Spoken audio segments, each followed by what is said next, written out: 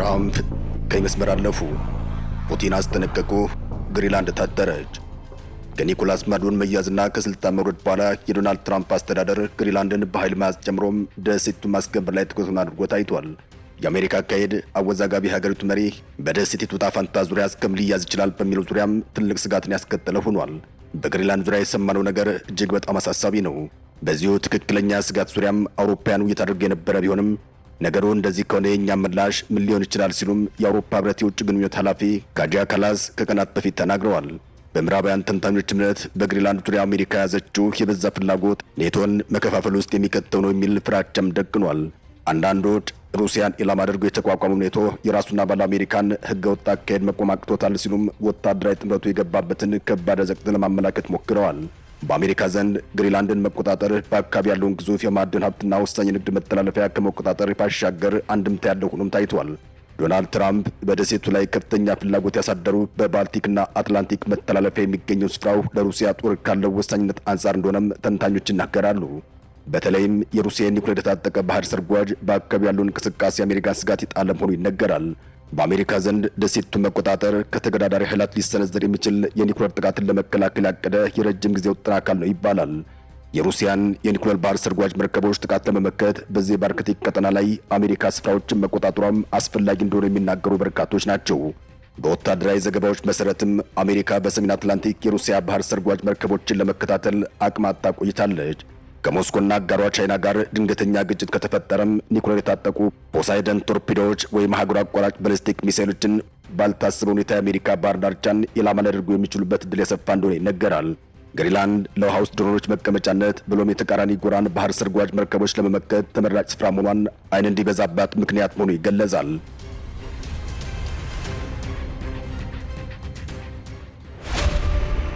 ገንብቶ በማስረከብ የሚታወቀው ዳኮር ሪል ስቴት በመሃል አዲስ አበባ ጀሞ 1 ግንባታቸው 90% እንዲሁም 40% የደረሱ ቤቶችን በ10% ቅድመ ክፍያ ብቻ ለሽያጭ አቀረበ። በአንድ ወለል ላይ 3 አባወራ ብቻ በቂ የሆነ የመኪና ማቆሚያ ከሰፊ አረንጓዴ ስፍራ ጋር አቀረበላችሁ። ባለ 1 መኝታ 80 ካሬ፣ ባለ 2 መኝታ 110 ካሬ እና 118 ካሬ፣ ባለ 3 መኝታ 135 ካሬ 70/30 የባንክ ብድር አመቻችቶ ከ623 ሺህ ብር ቅድመ ክፍያ ጀምሮ የመኖሪያ ቤቶችን ለሽያጭ አቀረበ። ለበለጠ መረጃ በ0911 057674 0933 21 9065 ይደውሉ። ዳኮር ሪል ስቴት በልዩነት የተገነባ።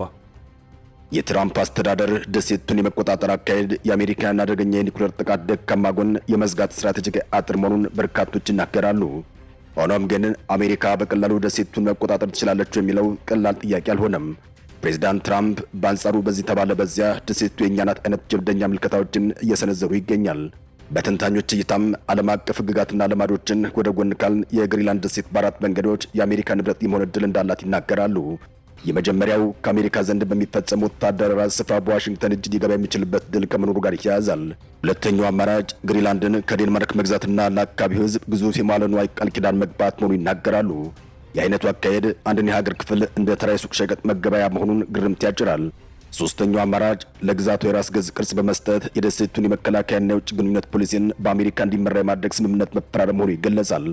አራተኛው ግሪንላንድን የዴንማርክ ግዛት መሆኗን ተቀብሎ ባለበት ማስቀጠል፣ ነገር ግን በስፍራ የአሜሪካ ወታደራዊ ኃይልን እንዲጨምር ማድረግ የታከለበት እንደሆነም ለማወቅ ተችሏል። ይህ በእንዲህ እንዳለ በአውሮፓ ዘንድ ግሪንላንድን አሳልፎ ሰጥቶ ከአሜሪካ ጋር ከስምምነት የመድረስ እቅድ መኖሩን የሚገልጹ ዘገባዎች ሲወጡ ሰንብተዋል። ምንም እንኳን በኋላ ላይ መረጃው ሐሰት እንደሆነ ቢገለጽም አሜሪካ አጨቃጫቂውን ስፍራ በእጇ ካስገባች ዋሽንግተን ጠንካራ የደህንነት ዋስትናን ለዩክሬን ልታቀርብ ትችላለች ሲባል ነበር። ይህ በእንዲህ እንዳለ ግን ግሪንላንድ ደሴት ከዴንማርክ ልትገነጠል የሚችለው በህዝበ ውሳኔ ብቻ መሆኑን የሚገልጹ አካላት አሉ። ህዝበ ውሳኔ ቢደረግ እንኳን ግሪንላንድ ራስ ገዝ ከመሆኗ ቀደም ብሎም ደሴቲቱና ኮፐንሃገን በነጻ አገርነቷ ዙሪያ ከስምምነት መድረስ እንደሚኖርባቸው ይገለጻል። በሌላ በኩል አሜሪካ በደሴቱ ላይ ወታደራዊ እርምጃ ለመውሰድ ውሳኔ ካሳለፈች በጥቂት ሰዓታት ውስጥ ልታሳካ እንደምትችል ተንታኞች ይናገራሉ። አሜሪካ በደሴቷ ላይ 500 ወታደሮች እንዳሏት ሲነገር በደሴቷ መዲና አነስተኛ ቆንጽላ ጽሕፈት ቤት ጭምር መክፈቷም ዘገባዎች ይጠቁማሉ። ግሪንላንድም ብትሆን ወረራው ከተፈጸመ ራሷን መከላከል ሆነ የሚደርስላት ኃይል እንደሌለም ጠንቅቃ እንደምታውቅ በርካቶች ይናገራሉ። ደሴቷ የራሷ ጦር ሰራዊት ሆነ ግዛት ጠባቂ የሌላት መሆኑን ተከትሎም አደጋ ከተፈጠረ ከባድ ሁኔታ ውስጥ እንደምትገባም ግልጽ ነው የሚሉ አሉ። ሌላው ቀርቶ ዴንማርክ ጭምር ደሴቱን የመከላከል ይህን የሚባል አቅም እንደሌላት መረዳት ተገቢ ነው የሚሉ አሉ። ምንም እንኳን ሀገሪቱ በግሪንላንድ ዙሪያ ለሚኖሩ የትኛውም ጸባጫሪ አካሄድ ዝግጁ ናት የሚሉ መረጃዎች ቢወጥም እውነታው ግን ሌላው እንደሆነ አዋቂዎች ይናገራሉ። ከሰሞኑ የአውሮፓ ሀገራት ወደ ደሴቱ የላኩት ወታደር ኃይልም ቢሆን ከመገናኛ ብዙሃን ፍጆታና ከሰሞንኛ ግርግር የዘለለ እንደማይሆን ግልጽ እየሆነ ይመስላል። ይህ በእንዲህ እንዳለ ግን ዴንማርክ አሁንም ድረስ በሰላማዊ ሂደት ችግሩን ለመፍታት ጥረት ላይ መሆኗን የሚያመላክቱ መረጃዎች አሉ። ከቀናት በፊት የዳንሽ መንግስት ተወካዮች በካፒቶል ሂል ከሪፐብሊካንና ዲሞክራት ተወካዮች ጋር ተገናኝተው መክረዋል የተባለው የዴንማርክን ሉዓላዊነት ባከበረ መልኩ ከአሜሪካ ጋር አብሮ መስራት እንደሚቻል የአገሪቱ ተወካዮች በተለያዩ መንገዶች ሲናገሩ ቆይተዋል። በሌላ በኩል ግን የትራምፕ ፍላጎት ምንም አይነት ሉዓላዊነትን የማክበር ሆነ አብሮ በጋራ ስምምነት የመስራት አለመሆኑን በገሃድ እየታየ ይገኛል። የአሜሪካው ፕሬዝዳንት ዶናልድ ትራምፕ በደሴቷ ዙሪያ ስጋቱን በሚገልጽና በሚቃወማቸው ላይ ማስፈራሪያና ዛቻ እየሰነዘሩ ይገኛል። ከሰሞኑም የዴንማርክ መሪ ሳይቀር ከአሜሪካ ጋር የማይተባበር ከሆነ ከባድ ነገር ገጥሟል በማለት ማስጠንቀቃቸው በገሃድ የታየ ነው።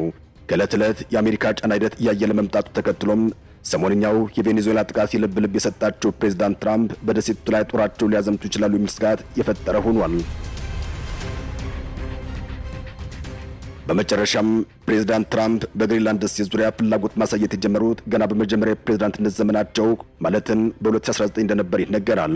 በወቅቱም ግሪንላንድን የመግዛት ፍላጎት እንዳላቸው ጠቁሞ የነበረ ሲሆን ነገር ግን ማንም ትኩረት ሲሰጡ አልታየም።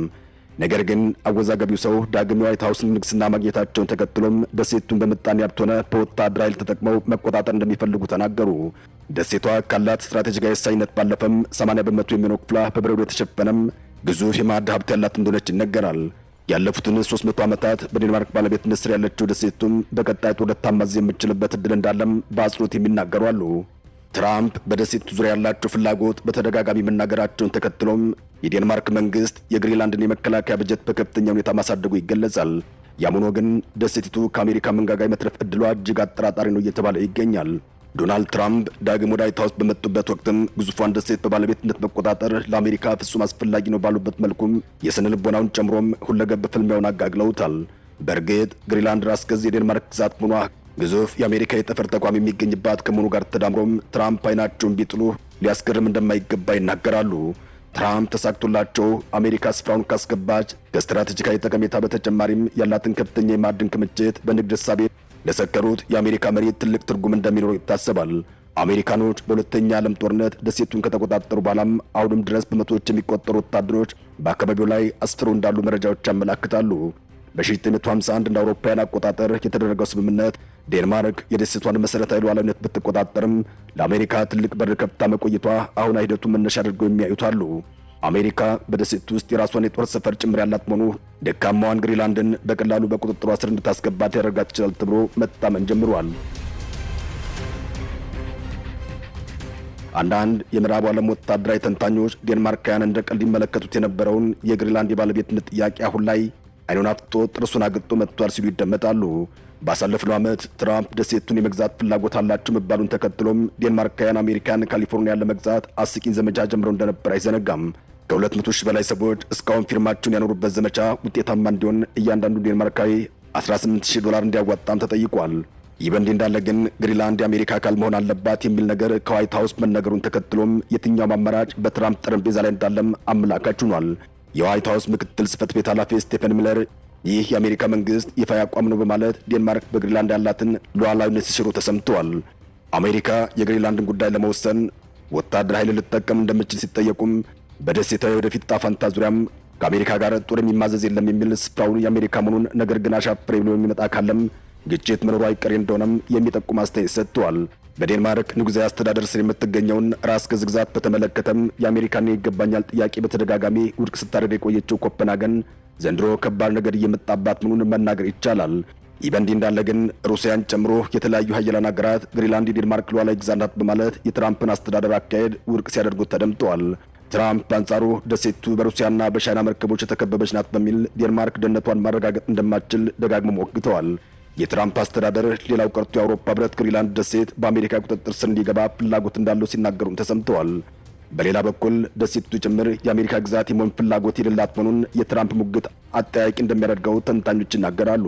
ከሰሞኑ እንኳን የግሪንላንዱ ጠቅላይ ሚኒስትር የንስ ፍሬድሪክ ኒልሰን ከአሜሪካ ይልቅ ዴንማርክን እንመርጣለን በማለት በግልጽ የደሴቱን ፍላጎት መናገራቸው አይዘነጋም። ጠቅላዩ የደሴቱ ህዝብ አሁን ላይ ምርጫ ቢቀርብለት በፍጥነት ከአሜሪካ ይልቅ ምርጫው ዴንማርክ መሆኑን የሚገልጽ በራስ መተማመን እንዳለው ተናግረዋል። የኔቶ አባል የሆነችው ዴንማርክ ጠቅላይ ሚኒስትር የሆኑት ሜት ፍሬድሪሰን በበኩላቸው ወታደራዊ እርምጃ የወታደራዊ ጥመቱ መጨረሻ ሊሆን እንደሚችል በመግለጽ አስጠንቅቀዋል። ሰላም ለዓለማችን ይሁን። አበቃን። ሰናይ ጊዜን ተመኘን።